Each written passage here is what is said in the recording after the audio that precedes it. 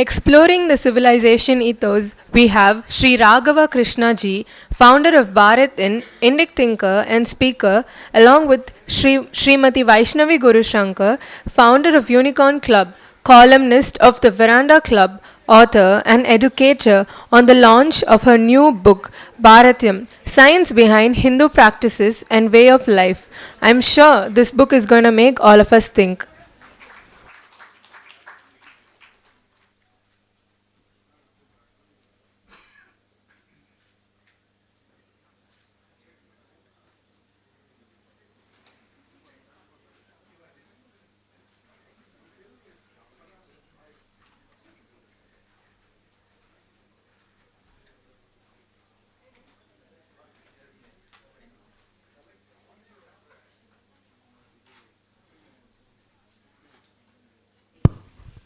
Hari Om. I think it's, I don't know if it was by design or by accident.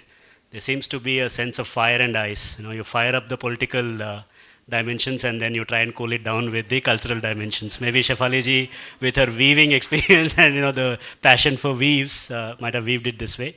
But this is really a pleasure to talk about some of the work that needs to happen at the societal level. We cannot leave and expect that the state and the politicians will take care of all of that. We should, of course, be smart about our choices. But there is a more fundamental problem that all of us face today. Just as ordinary practicing Hindus, for the first time in the history of our long civilization perhaps, we are not sure about transmitting our values and our culture to our next generation. And I plan to submit, and I hope I'll be able to persuade you, the fact that it is as big, if not a bigger problem than in the matter of elections, whether it is state or central. Right? The challenge that we have is we had certain institutions of cultural transmission. I spoke about three institutions as the fundamental basis for civilization in a quick response. First one is family, which is where the fundamental nurturing space is given. The second is the Gurukula or the education system. We all know the problems there. And the third is where the civilization brought all aspects of cultural transmission through the process of socialization together in a temple. Because the temple is the place where the art and aesthetics, the socio-cultural ethos, the ecological concerns, the mystical dimensions, the religious dimensions, and of course the spiritual traditions flourished. All of those things were held together in this sacred space called temple. And today all of these three institutions are under immense stress deliberately because of a global cultural production engine. And today when we look at some of the mechanisms that we need to protect ourselves, we also need some way of producing thought and then producing action. And I'm really honored to speak to somebody who through her life journey is giving us something to actually help us make sense of our culture. The macro problem, Vaishnavi, and I would like for you to touch upon this, seems to be that we moved or we are moving from an experiential tradition to an explanatory tradition as a civilization. When you and I perhaps were growing up, if our parents took us to a temple and asked us to go around 3 times, we would first do that. The question is not why 3 times, why right to left, why not 5. We would do that, take the prasada, get the experience, and then that is embodied. We don't need a validation for that, you don't need a science for that, because it is embodied cognition. But today, because of education, because of public culture, we've invested so much in the cognitive analytical dimension that the kids will first ask you, why not 5 times, why not left to right? And I gather that your own inspiration in coming up with this cultural offering is your own life journey as a parent. Please talk to us through that. Thank you, Ji. It's so true that you said, this happened to me with my daughter. It's one of our tradition to light lamps in the evening. 5:30, 6, we all light lamps.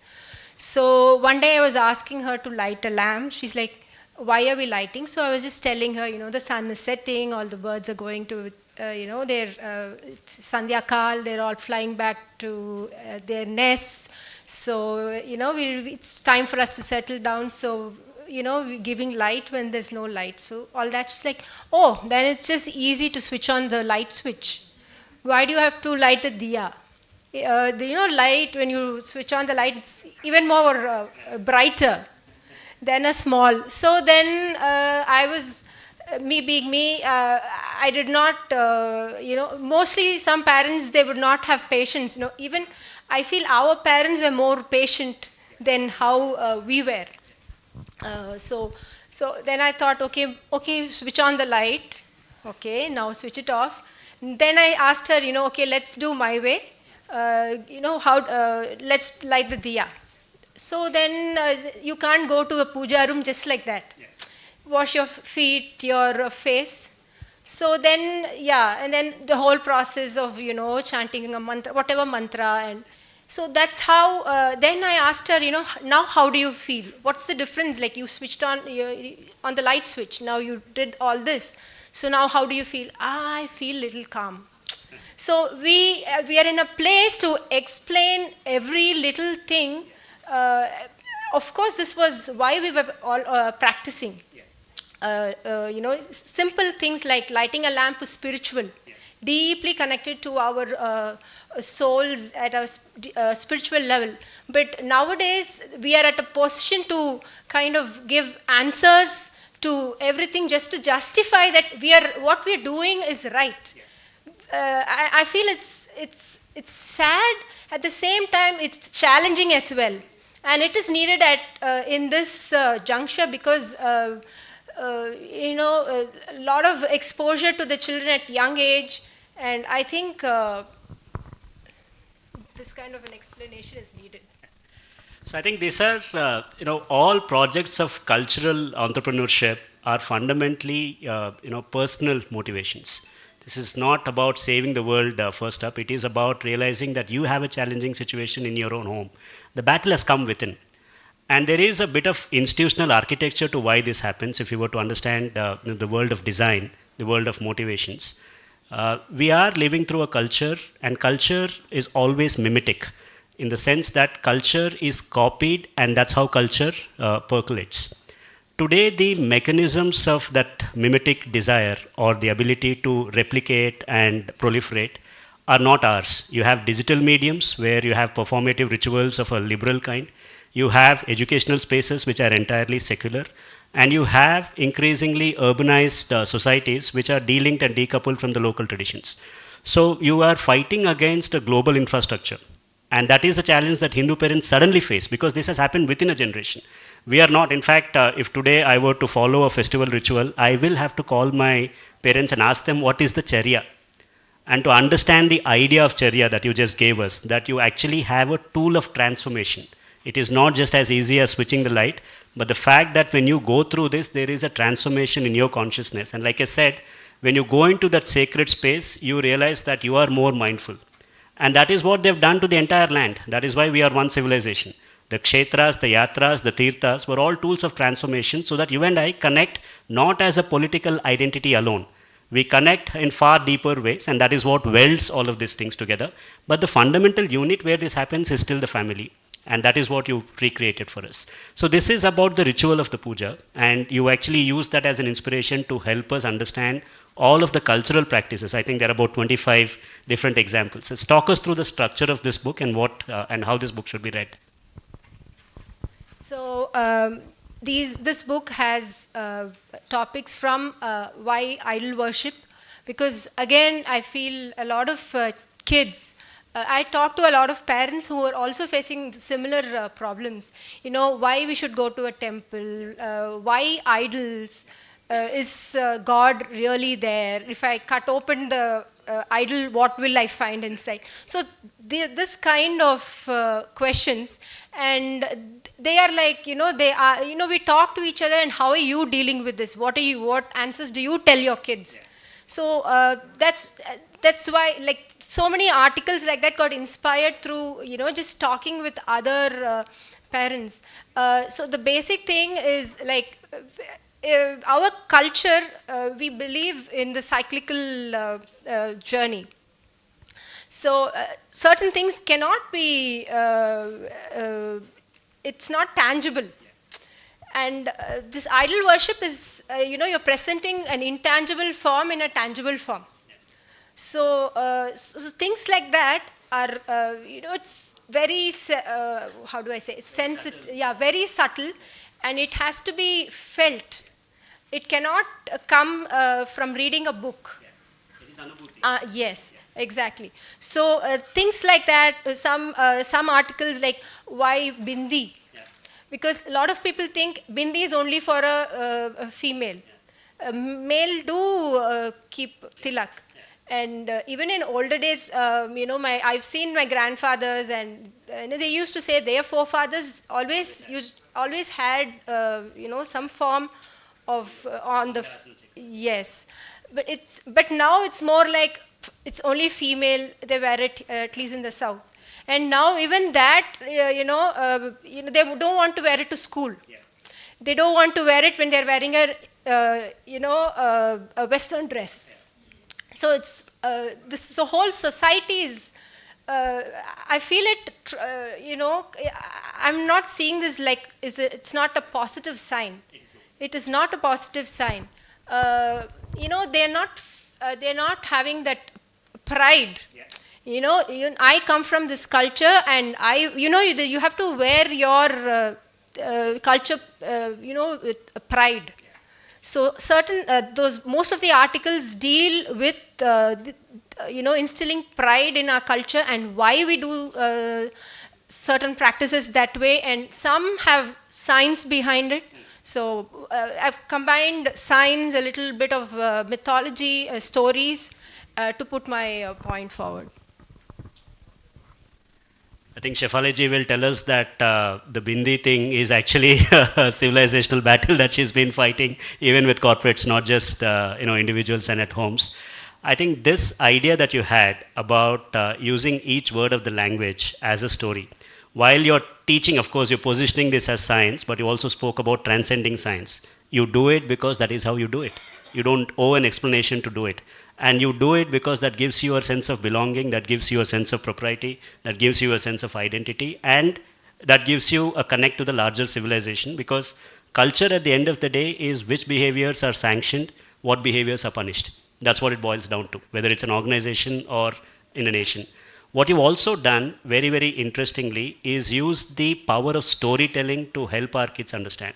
And I think that's another area of our struggle, because the questions are logical, but the human hardwiring to understand and make meaning is through stories. We don't understand concepts. We understand, in fact, in the Indian pedagogical tradition, we talk about 3 levels of teaching.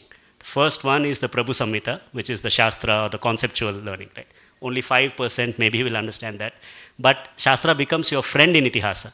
It is the Mitra Samhita, to make sure that majority of us understand by relating to the personalities. And the third level is the Kanta Samhita, which is the poetic or the poetry and the beauty and aesthetics. I think you combine all elements. You gave the principles where it need to be given, but you also use the power of storytelling and the power of storytelling in the mother tongue and linking it to actual experiences that your kid can relate to. So through that, you also created a universal experience for all of us as parents. So talk to us about your thinking behind that.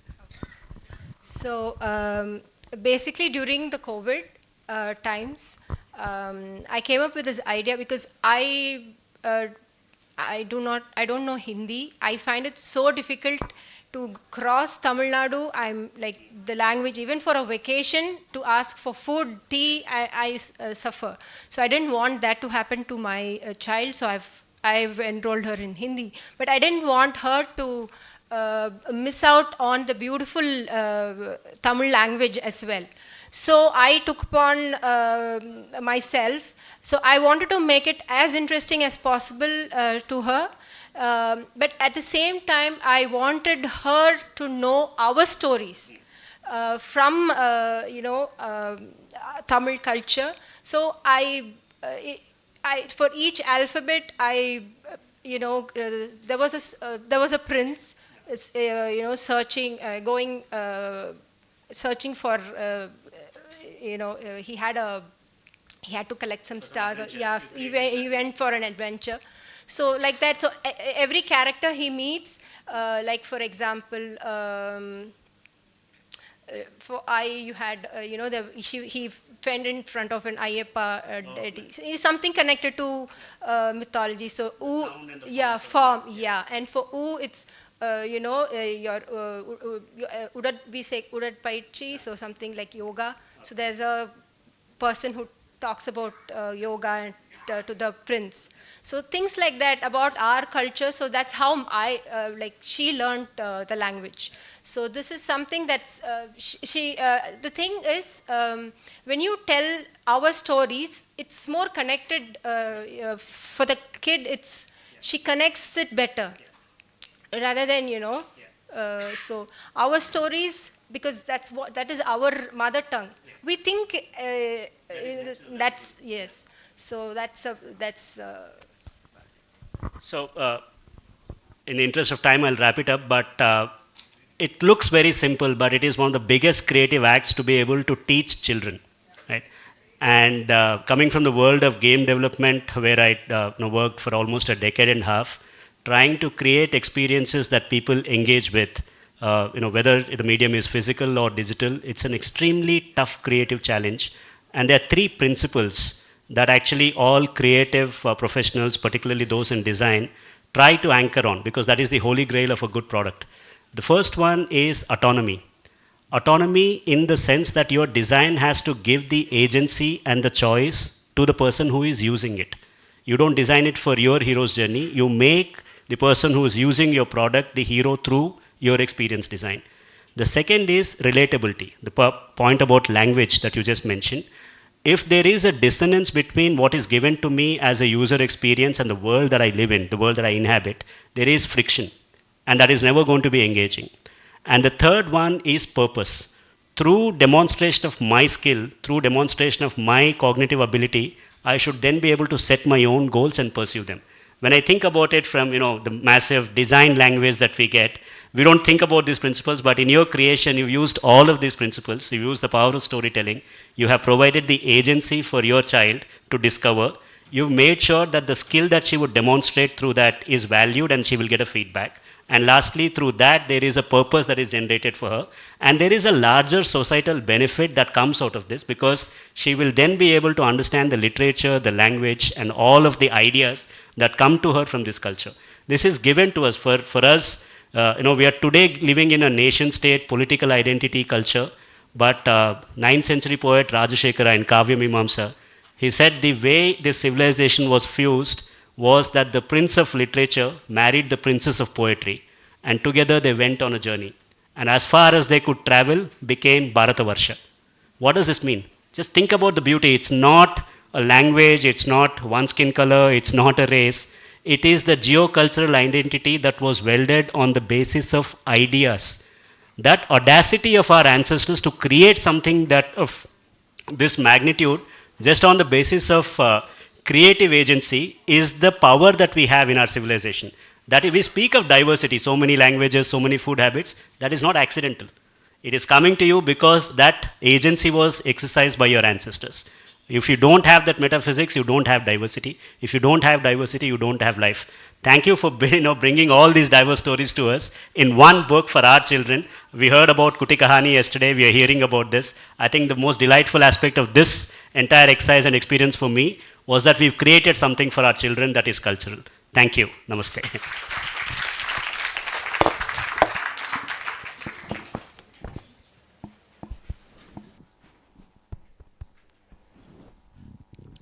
Thank you, sir and ma'am. I call upon Brahmacharya Gurupriya Chaitanya ji to felicitate Sri Raghava Krishna ji, and Mr. Dinesh Rodi to felicitate Srimati Vaishnavi Gurusankar ji.